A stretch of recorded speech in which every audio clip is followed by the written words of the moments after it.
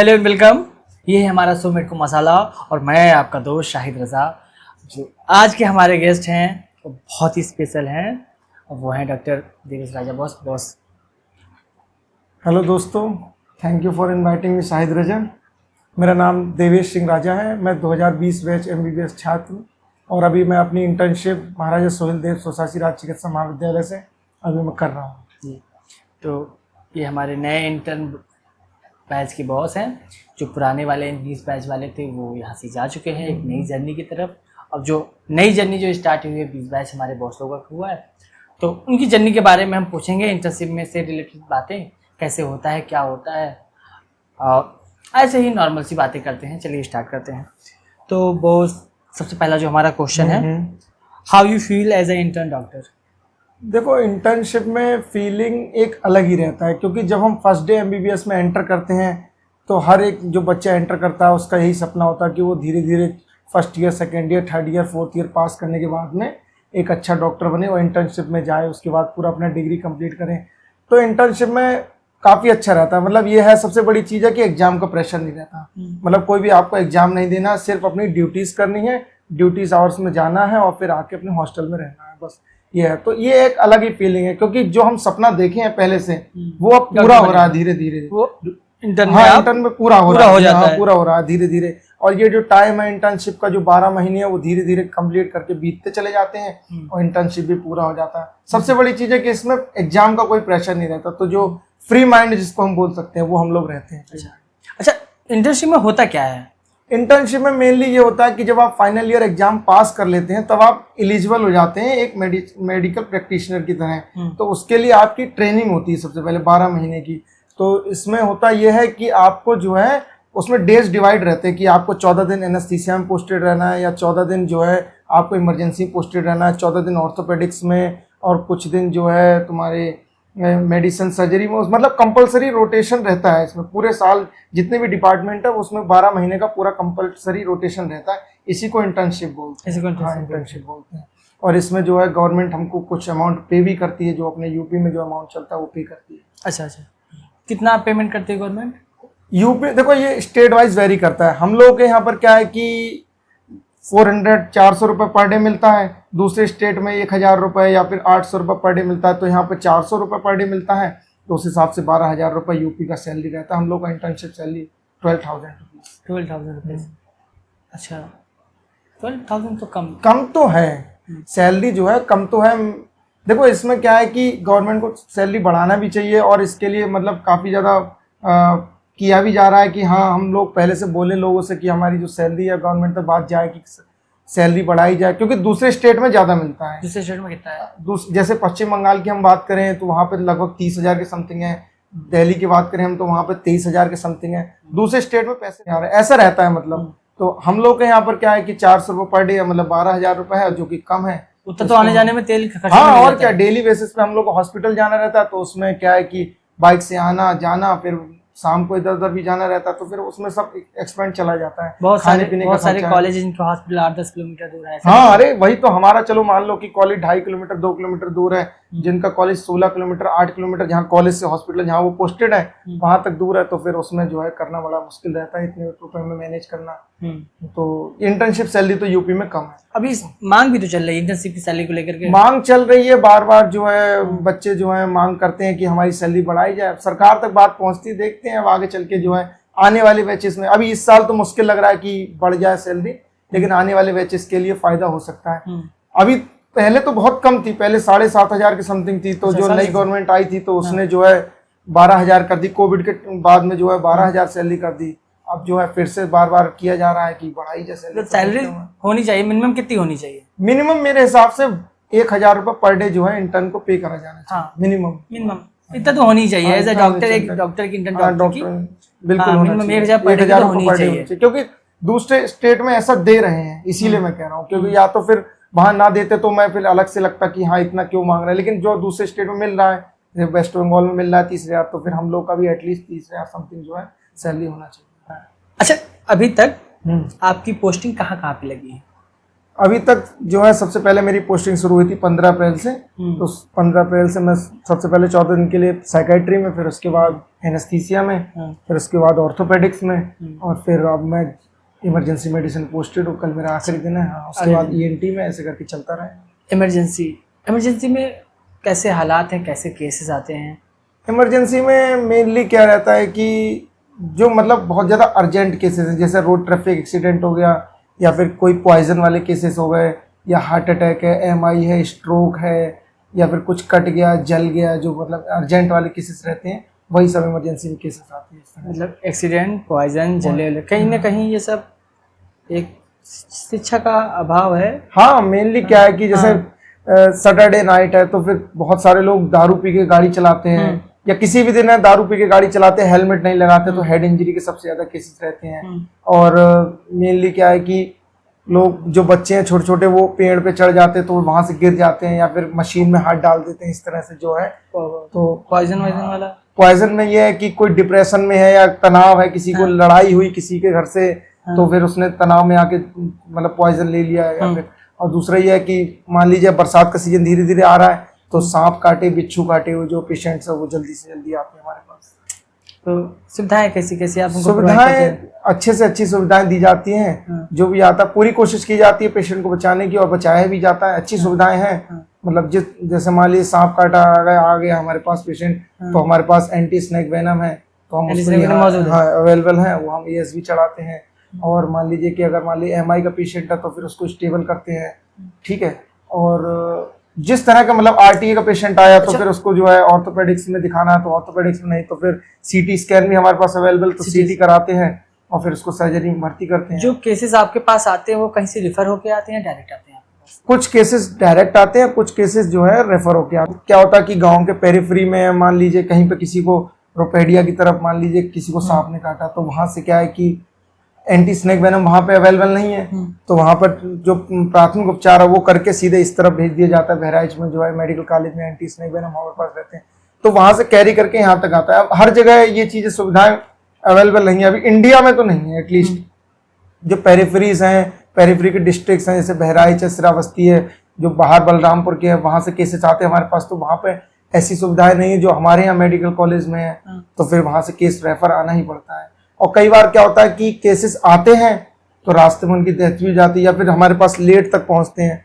तो ये कहीं ना कहीं मेरे हिसाब से शिक्षा का अभाव है और सुविधाओं का भी अभाव है, जो है एक ये भी है कि सही टाइम पे उनको सही चीजें मिल नहीं पा रही है। सही टाइम पे सही चीजें नहीं मिल पा रही, उनको जाना कहाँ चाहिए और जाते कहाँ है। सबसे बड़ी दिक्कत है कि झोला छाप के चक्कर में भी कुछ लोग फंस जाते हैं। अच्छा, पेशेंट, मैं आपको बताऊं, पेशेंट जो मोस्टली जो खराब होते हैं, जो उनकी हालत खराब होती है, इन्हीं के चक्कर में खराब मोस्टली पेशेंट क्या होता है कि झोला छाप के चक्कर में फंस जाते हैं कि ऐसा कर दे वैसा कर देंगे तो ठीक हो जाएगा, तो फिर वहां से ठीक तो होता ही नहीं है। और दूसरा सबसे बड़ी दिक्कत ये आती है चीजें खराब हो जाती है। हाँ, और चीजें खराब हो जाती, वर्सन करके ही, मतलब खराब करके ही हम लोग के पास आते हैं। फिर जितना कोशिश रहता है हम लोग करते हैं, और अगर मालूम नहीं हो पाता है तो फिर सब ऊपर वाले के हाथ में। लेकिन पूरा कोशिश की जाती है कि हाँ पेशेंट अपना 100% देते हैं, 100% दिया जाए, पूरा कॉलेज स्टाफ सब रहता है इस तरह से। अच्छा, आपका पहला क्लिनिकल केस क्या था?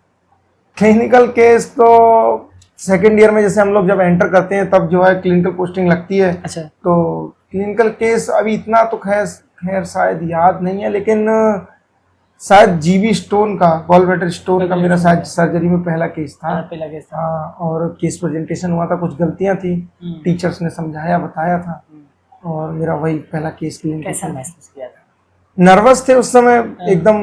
फर्स्ट ईयर पास करने के बाद सेकेंड ईयर में पोस्टिंग जाने का थोड़ा सा जोश में थे कि पोस्टिंग कर रहे हैं, अच्छा लग रहा है, फील आ रही है कि हॉस्पिटल विजिट कर रहे हैं, बार बार जा रहे हैं, तो थोड़ा नर्वसनेस थी। प्रेजेंटेशन हुआ, कुछ गलतियां थी, सर ने समझाया क्या क्या डीडी हो सकता है, जो भी मतलब क्वेश्चंस रिलेटेड रहते वो सब समझाया।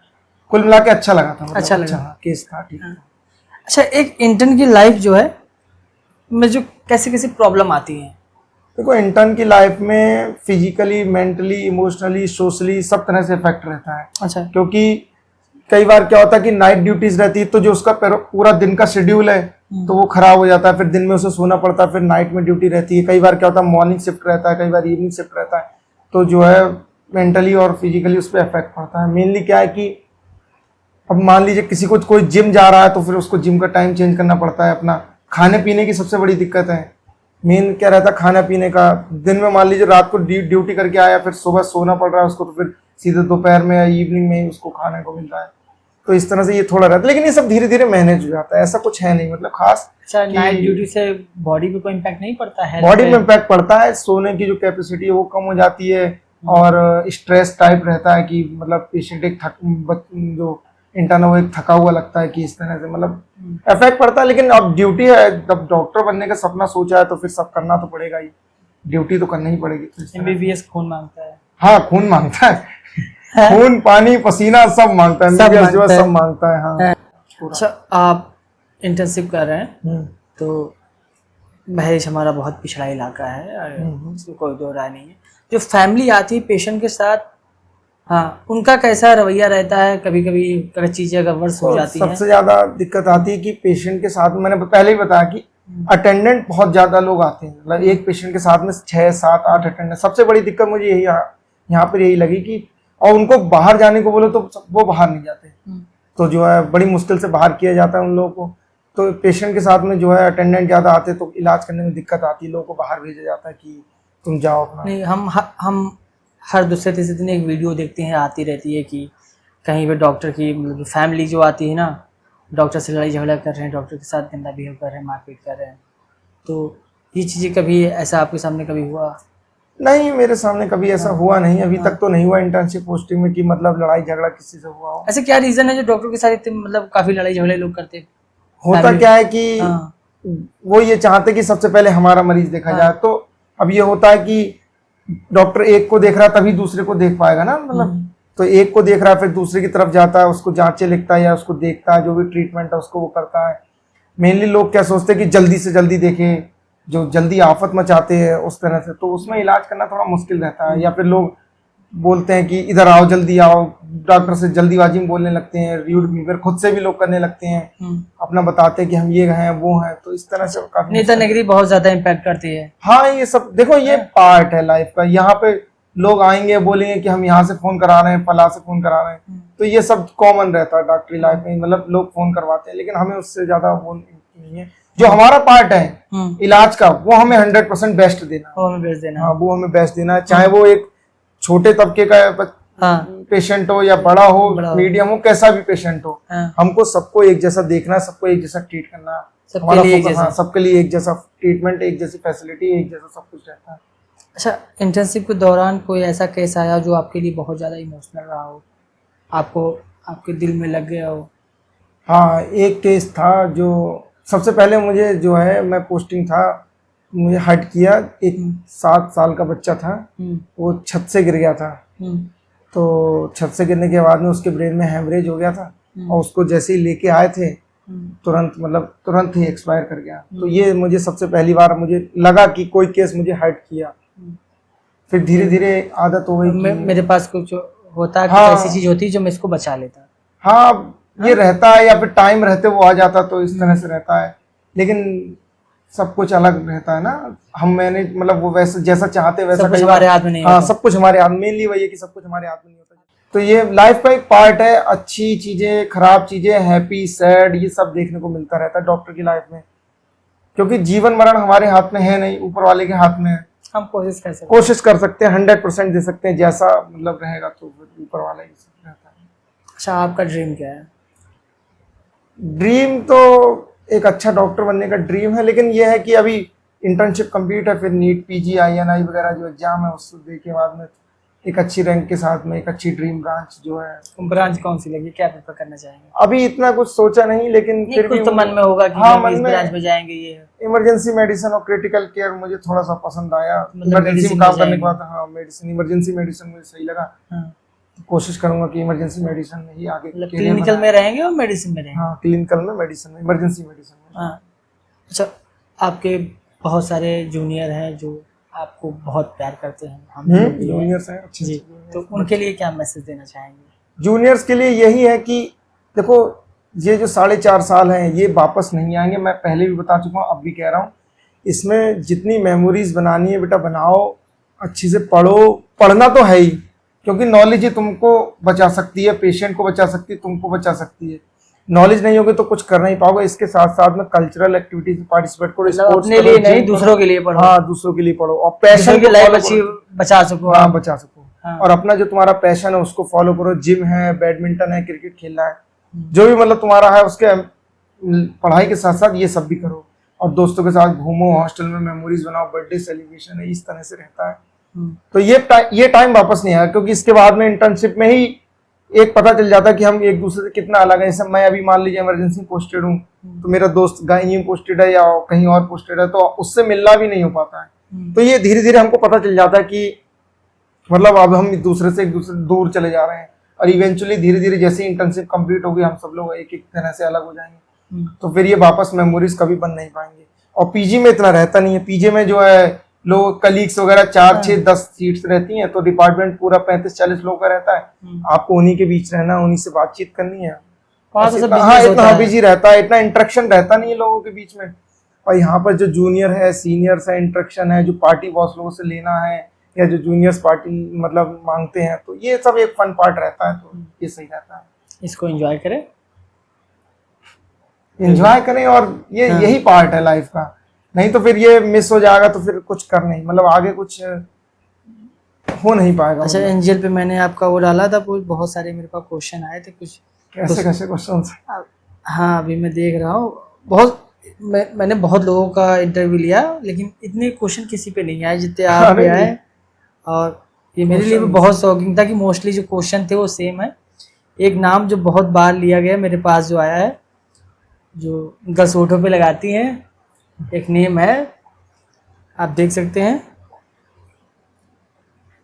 लाली कौन है? और आखिरी बार लाली से कम मिले थे।